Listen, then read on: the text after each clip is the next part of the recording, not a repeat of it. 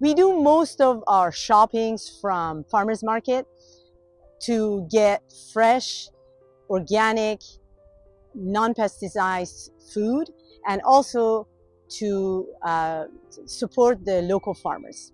When we go to grocery stores, we always shop in the periphery where the fresh vegetables and fresh fruits are available. We don't ever go inside these aisles because most of the food there, most of the snack are highly processed, highly preserved to be shelf stable, and that's detrimental to the gut microbiome.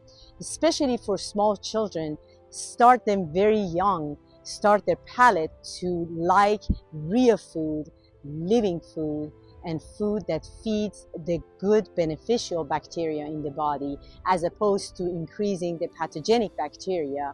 And then that child will only crave those sugary snacks that are really bad for the overall growth of every organ system in the body, especially for a young child.